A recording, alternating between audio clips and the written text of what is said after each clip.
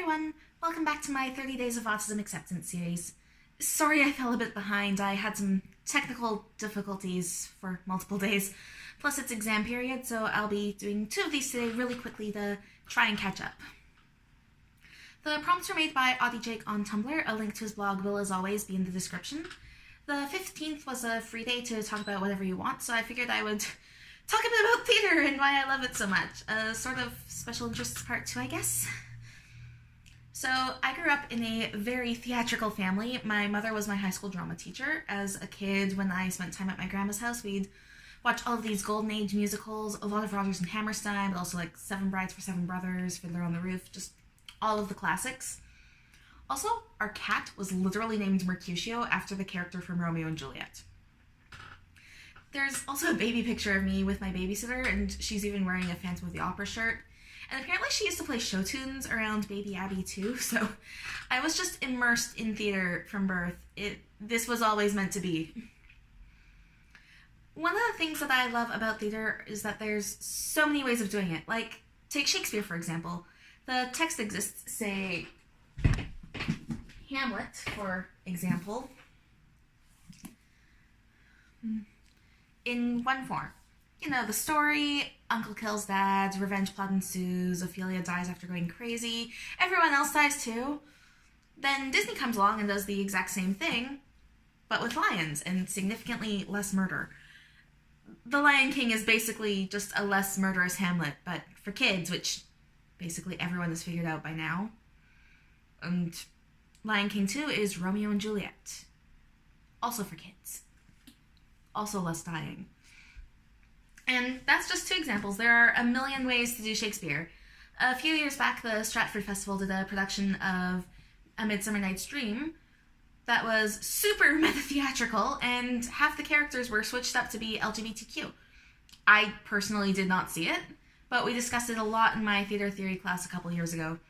You have the text, but that text can be interpreted in so many different ways, and through casting, setting, the different styles of acting that you choose to apply to your productions, you can make it entirely different. There could be 2 productions of one text going on that, because of the differences in those things, are completely different shows.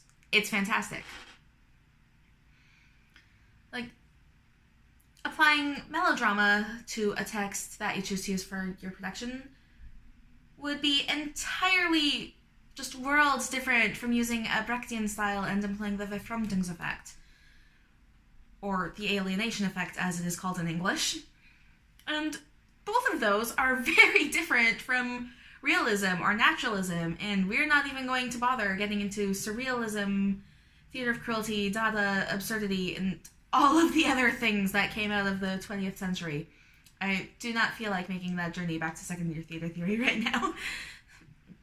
What I will say, though, is that taking a text written in a specific style, like, say, if you take a surrealist text and then interpret it through a different lens, like Artaud's Theater of Cruelty, that can make things really interesting. I know this for a fact. In second year theater theory, we had to do that assignment, and my group was French Surrealism through Artaud's Theater of Cruelty.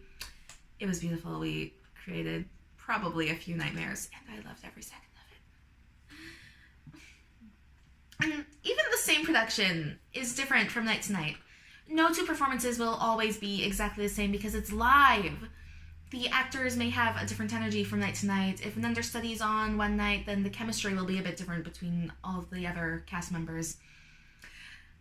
I've seen Come From Away in Toronto 4 times over the past year, and it was absolutely not the same show each time. It was absolutely fantastic every time. It's one of my favorite musicals of all time. But each time I saw it was a bit different, even the 2 times I saw it with no understudies. You never know what could happen or be different, so seeing the same show multiple times is just as exciting for me as seeing a new show for the first time. Part of me actually almost prefers to see the same show repeatedly because then I compare casts, like, oh, this person did this better, but I also liked this part more here. Because yes, I do have a bit of a critic brain. I can't help it. Some of my friends probably hate me for it, but I love it. For me, it's fun, and I am not sorry at all. I will critique everything. Also, I really do want to do theater as a career. I really love acting. Growing up, I was very insecure with who I was, and I spent all of my time just trying to construct different identities to please others. If being myself couldn't work, then surely being someone else would, right? Spoiler alert, it did not. But I never fully got rid of that desire to be someone else. It kind of transferred from being a different version of me to being fictional characters. Up on stage, playing a role, I didn't have to be that shy, awkward girl that nobody liked. I could be someone else. And I kind of fell in love with that. I am much more comfortable with who I am now, but I still absolutely love that feeling of being able to go on stage and be someone else for a few hours because it's fun. And I have so many dream roles. I'm not going to list them here because there are definitely too many. But for me, that's a good thing because, you know, the more dream roles you have, the more likely you are to get to at least play one of them someday, right? Also bigger chances of coming out disappointed if you get none, but whatever. If you count singing along to a cast recording and acting the whole show out in the living room while no one else is home, then technically I've played all of them. But yeah, I really love theater and acting, and honestly, in a way that makes a lot of sense with my being autistic. A lot of autistic people use scripting to get through day-to-day life. Certain social interactions can be expected and you can practice them. I absolutely do this every day. I have prepared go-to phrases that I know work for certain situations, and I use them all the time. That's part of also why I don't like going to new restaurants. Not only am I more comfortable with my same foods at the ones I'm familiar with, but having my order memorized also means that I don't have to worry about stumbling over words trying to get a new one out at a different place. I'm already doing all of these things on an almost daily basis with the acting stuff, so for me, being on stage, either in rehearsal or in a performance as a fictional character, just doesn't feel like that big of a leap, especially since it also fits with my special interests. So yeah, I just really love theater, and I could easily go on about it forever, and I am sure that I will again in future videos. Someday I have so many Les Mis reviews planned, it's not even funny. Like, not all are the musical, but I will be giving my opinions on all of the cast recordings that I've got, so I apologize for that in advance. No, I don't. I don't apologize. I am not sorry. I don't know when, but probably after April.